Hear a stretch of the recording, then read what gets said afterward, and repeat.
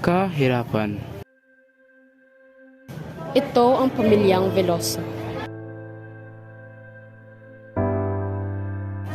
Ang lipunang sibil na ito ay patuloy na tumutulong upang matulungan ang pinakamahihirap na membro ng lipunan upang makapag-aral sa kabila ng kahirapan sa pamamagitan ng pagbibigay ng kaunting halaga.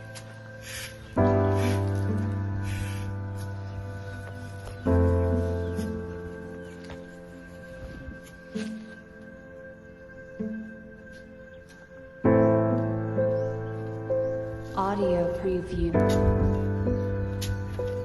Tay, gusto ko nga mag-aral. May pangtustos ba tayo? Naku nak, naghihirap pa kami ng inay mo, makapera. Mukhang hindi po namin matustusan ang pag-aaral mo. Pasensya anak. At napaisip si Kian.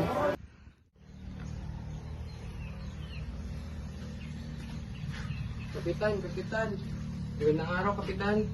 Pwede mo ba kaming matulungan ng aming pamilya, Kapitan? Sige, pasok ito. Masyado na kaming naghihirap sa buhay at hindi ko makipag-aaral ang aking anak. Sige, tulungan kita. Sige, Kapitan. Salamat, Kapitan. Ay plano ako na tulungan ang mga mahihirap na pamilya dito sa ating barangay. So, meron ba tayong budget para sa kanila? Siguro meron. Oo. Okay. So, tulungan natin sila. Magplano tayo ng isang event para sa ating barangay para tulungan ang lahat ng mahihirap na pamilya katulad ng mga Veloso. Mahal, nagugutom na ako. Wala na tayong pagkain. Uminom ka nga muna ng tubig. Ngunit, mabawasan lang yung pagkagutom, mahal.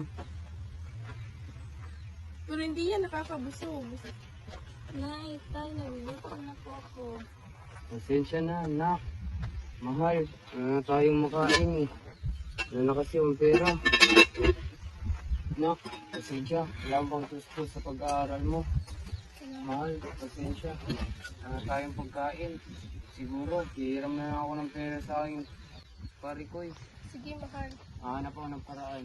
Pangako ko yan. Uy, nandito si Kapitan. Kapitan! Anong sadya niyo dito? Ba't napadaan kayo? Kita.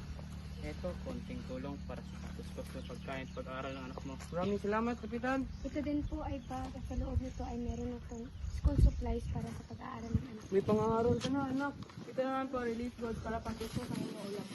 May pagkain tayo, mahal. Maraming salamat po. Maraming salamat, Kapitan. Alam kong malalapitan kita. Maraming salamat, Kapitan.